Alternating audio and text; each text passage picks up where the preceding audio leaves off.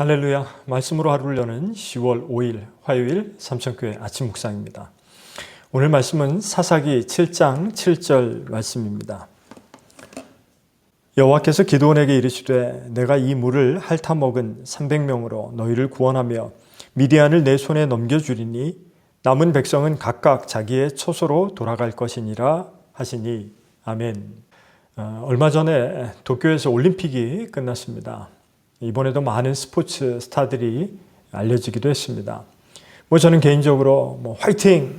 양궁의 김재덕 선수나 탁구의 신유빈 선수 그리고 김연경 선수를 위시한 여자 대표팀들이 생각이 납니다. 그 외에도 한 사람 한 사람 모든 선수들이 우리나라를 대표해서 열심히 싸워서 값진 결과를 이루어내었다고 생각합니다. 물론 경우에 따라서 비록 메달을 목에 걸지는 못하였더라도 말이죠. 그러면 우리 또한 알게 모르게 모두 경기를 치르는 경기자라는 사실을 알고 계십니까? 바로 인생이라는 경기 말입니다. 그리고 경기니까 당연히 상대 선수, 즉 적수도 존재합니다.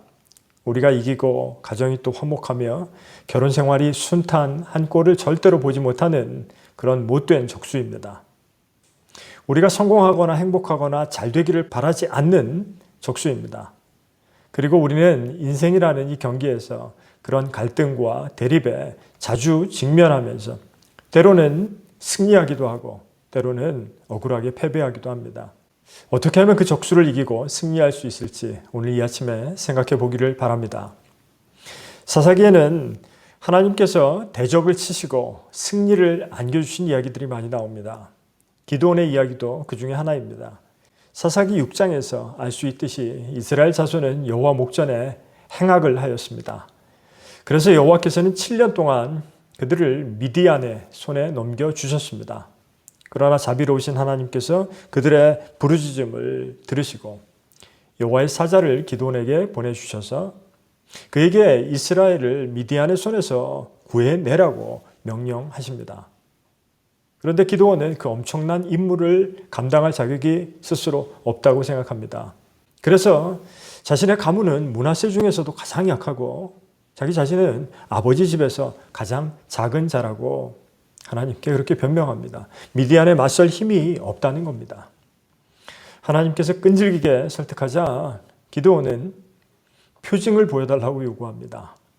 그리고 하나님께서는 그의 요청대로 해주셨습니다. 양털을 놓고 그 양털에만 이슬이 내려서 젖게 해달라든지 반대로 양털만 뽀송하고 다른 곳에는 이슬이 내려 젖게 해달라는 다소 맹랑한 그 요구 말입니다. 하나님께서는 기드온에게 친절하게도 여러 가지 징표를 보여주시면서 내가 반드시 너와 함께하겠다. 거듭 약속을 증명하셨습니다. 제가 지금 묻는 것은 기드온의 모습이 마치 우리의 모습 같아서입니다. 우리는 하나님을 의심하는데 빠릅니다. 하나님께서 말씀하시고 이루실 것이라는 확신이 들 때까지 몇 번이고 의심하고 표징을 구하거든요.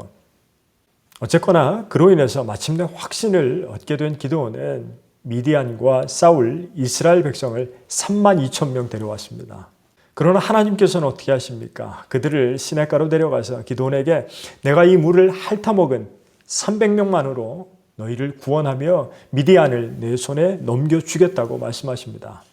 그리고 300명을 제외하고 나머지는 각기 다 집으로 돌려보내라고 말씀하십니다. 그리고 그 약속대로 하나님은 이 기드온과 300용사가 미디안의 군대와 싸워서 큰 승리를 거두게 하셨습니다. 우리는 인생이라는 경기에서 하나님의 말씀과 능력을 의지해야만 살아갑니다. 그것을 성경은 믿음이라고 합니다. 히브리서 11장 1절 말씀은 믿음은 바라는 것들의 실상이요 보이지 않는 것들의 증거니라고 말씀합니다. 우리 두 눈에 아무 증거가 보이지 않아도 과연 그것이 가능할까 의심이 들어도 하나님의 말씀은 신뢰해야 합니다. 하나님께서 이미 큰 용사로 기드온을 부르셨을 때 승패는 이미 정해져 있었습니다. 저와 여러분은 이미 승자입니다. 하나님께서 부르셨으니 말이죠. 하나님께서 이긴 자라고 인정하시면 이긴 자입니다. 의심 때문에 날마다 표징과 기적을 구할 것이 아니라 하나님의 말씀을 기억하시기를 바랍니다. 왜냐하면 그럴수록 불필요한 시간만 낭비될 뿐이기 때문입니다. 나의 상황이 한없이 불리해 보일지라도 만일 하나님께서 우리를 위하시면 누가 우리를 대적하리요? 로마서 8장의 그 말씀처럼 하나님의 은혜는 어떤 불리한 상황이라도 역전시키고 결국 우리를 이기는 자로 만드시기 때문입니다. 기도합시다. 능력이 많으신 아버지 하나님, 우리가 이 세상에 인생이라는 경기를 싸워 나갈 때 하나님께서 친히 우리를 지도하시고 인도하여 주옵소서. 승리케 하옵소서. 예수 그리스도의 이름으로 간절히 기도드리옵나이다. 아멘.